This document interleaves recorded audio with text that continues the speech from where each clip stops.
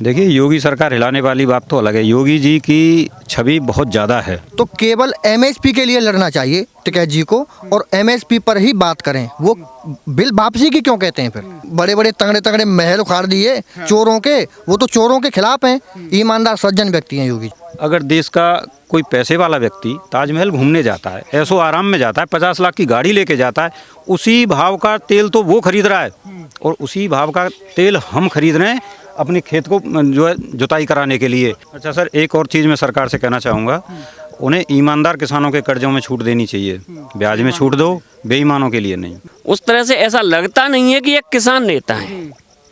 ये ऐसा लग रहा है जैसे ये पार्टियों के प्रतिनिधित्व कर रहे हैं किसान के नाम पर। राकेश टिकैत तो कह रहे हैं कि इससे तो किसान बर्बाद हो जाएगा। राकेश टिकैत केवल अपनी राजनीति कर रहे हैं, वो किसानों की राजनीति नहीं कर रहे हैं।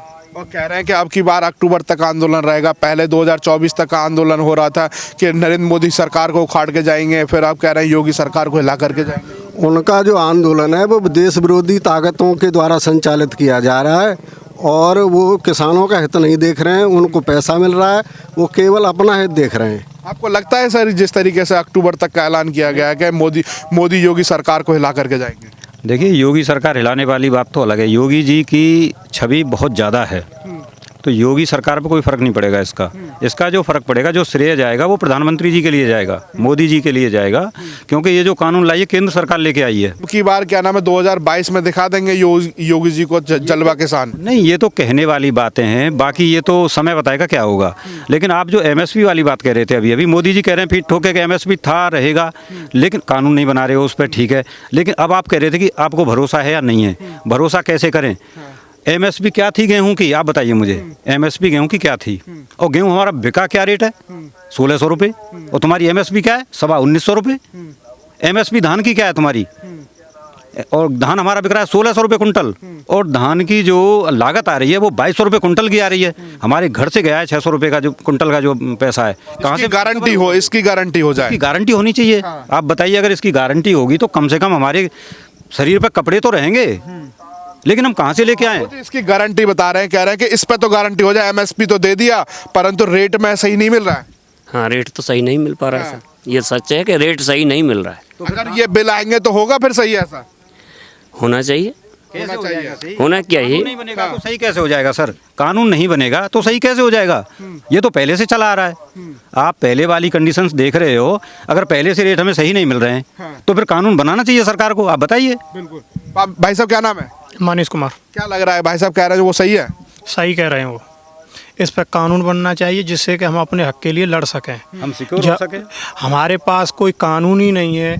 हमारा बाजरे का भाव है जो 2150 रुपये का है और वो 1200 रुपये में बिका है। अगर कानून होता तो हम कहीं ना कहीं जाके अपनी फरियाद को रख सकते थे किसी के सामने, लेकिन अब हम किसी के सामने अपनी फरियाद को ही नहीं रख सकते हैं। कहाँ? पीएम वगैरह एसडीएम के पास भी नहीं रख सकते?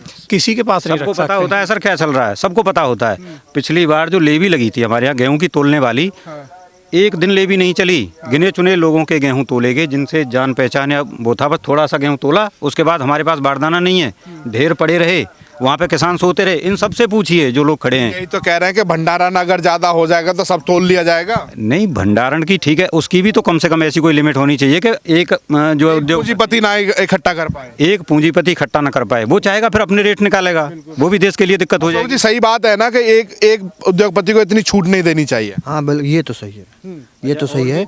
और मैं एक बात कहना चाहता हूँ कि ये कह रहे हैं कि एमएसपी होना चाहिए, तो केवल एमएसपी के लिए लड़ना चाहिए टिकैत जी को, और एमएसपी पर ही बात करें। वो बिल वापसी की क्यों कहते हैं? फिर अगर उनको योगी सरकार को हिलाने की बात कर रहे हैं, एमएसपी रहे या ना रहे। नहीं, योगी सरकार तो नहीं हिलेगी।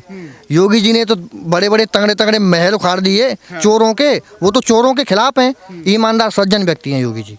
अच्छा, एक चीज़ बताइए आप, डीजल पेट्रोल के रेट कभी बढ़े इतने जो मोदी जी की सरकार ने बढ़ाए हैं? ठीक है, कोरोना के लिए आपको ज़रूरत है पैसे की, तो देश ने भी सहयोग किया है, देश की जनता ने भी सहयोग किया है, चंदा दिया है देश के लिए।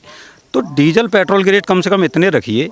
अगर देश का कोई पैसे वाला व्यक्ति ताजमहल घूमने जाता है, ऐशो आराम में जाता है, 50 लाख की गाड़ी लेके जाता है, उसी भाव का तेल तो वो खरीद रहा है और उसी भाव का तेल हम खरीद रहे हैं अपने खेत को जो है जुताई कराने के लिए। अपनी डिफरेंस कैसे होगा? डिफरेंस कैसे? नहीं, डीजल को रखना चाहिए। डीजल पे देश की सारी महंगाई टिकी है, पेट्रोल पे पैसे वाले लोगों की गाड़ियां टिकी हैं, तो पैसे वालों पे ज़्यादा फर्क नहीं पड़ेगा पेट्रोल महंगा होने से। डीजल को थोड़ा डाउन कीजिए, पेट्रोल को थोड़ा महंगा कीजिए, तब जाके बैलेंस आएगा। जायज़ बात है कि किसानों के लिए कम से कम पेट्रोल तो डीजल तो सस्ता कर देना चाहिए। डीजल सस्ता नहीं, किसानों के लिए कार्ड जिस हिसाब से जिस पे जितनी ज़मीन है उसके हिसाब से कार्ड होने चाहिए जो किसान को रियायत मिल जाए इस पर। सोसाइटी के माध्यम से डीजल आ जाए। सोसाइटी के माध्यम से डीजल भी मिलना। हाँ बिल्कुल बिल्कुल, डीजल बिल्कुल खाद होना चाहिए। सर एक चीज़ और भी है, हम जब छोटे से थे, जब से हमें ध्यान है, तब से घूमा हूँ मैं बैंकों में लोन लेने के लिए, तब से आज तक लोन लेता रहा हूँ, टाइम से टाइम जमा करता रहा हूँ, फिट फॉर हर चीज़। लेकिन आज तक ऐसा वक्त नहीं आया कि मेरे सर से सारा कर्जा उतर गया हो। क्यों? क्या मेरी ज़िंदगी कर्ज में ही जाएगी? मैं किसान हूँ इसलिए। भाई साहब कह रहे हैं कि 26 बीघे वाले तो क्या नाम है करोड़पति और अरबपति हो गए, आप क्यों नहीं हुए? सर करोड़पति अरबपति तो देखिए कांग्रेस के नेता हैं चिदम्बरम, और एक और दूसरा नाम और आता है जो गमलों के माध्यम से 7 करोड़ की गोभी पैदा करते हैं या फूल पैदा करते हैं। वो चमत्कार यहाँ किसानों में नहीं होगा, यहाँ तो हकीकत है जो भी है। और किसान की इतनी हालत ज़्यादा ख़राब है, आज गांव के कुछ लोग, मेरे ख्याल से जो लोग डरते हैं उस चीज़ से लोन लेने से, वो बचे होंगे। बाकी सबकी ज़मीन बंधक है बैंक में, सबने कर्जा ले रखा है, कपड़े ढंग के नहीं पहन सकते, जूते ढंग के नहीं पहन सकते। किसानों के लिए सरकार क्या सोच रही है? सरकार को सोचना चाहिए किसानों के लिए। क्या लगता है कि सर जिस तरीके से कह रहे हैं कि किसानों की सब सारी ज़मीन बंधक है, कहीं ना कहीं कुछ किसान तो ऐसे बैठे हुए हैं जो करोड़ों के मालिक हैं? ये बात सही है, लेकिन इसमें कहीं ना कहीं किसान भी कुछ दोषी है कि बहुत किसान कर्ज ले लेते हैं और वो देने की हालत में फिर भी वो उसे देना नहीं चाहते हैं कि हमें तो फिर मिल जाएगा, तो इससे उनका विश्वास खराब हुआ है। मतलब जो लोन माफ़ हो जाएगा। हाँ, लोन माफ़ हो जाएगा, इसलिए बार बार कर्ज लेते हैं और इससे उनकी साख खराब होती है। अच्छा सर, एक और चीज़ मैं सरकार से कहना चाहूँगा, उन्हें ईमानदार किसानों के कर्जों में छूट देनी चाहिए। ब्याज में छूट दो, बेईमानों के लिए नहीं। बेईमानों को छूट दे दे के ही उन्होंने हालत ख़राब की है। आज सब लोग सोचते हैं कि अगर हम भी पैसा जमा नहीं करेंगे तो हमारा भी माफ़ होगा। एक चीज़ और मैं कहना चाहता हूँ, किसान को जो ट्रैक्टर दिया जाता है, आजकल लोन बंद कर दिया है, सरकारी बैंक कोई लोन नहीं दे रही है ट्रैक्टर के लिए। हमें प्राइवेट फाइनेंस ट्रैक्टर लेना होता है फाइनेंस से। सबसे बड़ी दिक्कत क्या है? फाइनेंसर ज़्यादा ब्याज लेता है। किसान के कम से कम ट्रैक्टर में छूट होनी चाहिए पहले तो। दूसरी चीज़, उसे आसानी से लोन मिलना चाहिए, आसान किस्तों में कर्जा जमा होना चाहिए। जब किसान का रिकॉर्ड अच्छा है, हर चीज़ अच्छी है। किसान नेता इस बात को तो कर ही नहीं रहे, वो तो कह रहे हैं कि 3 बिल वापस हो जाएं।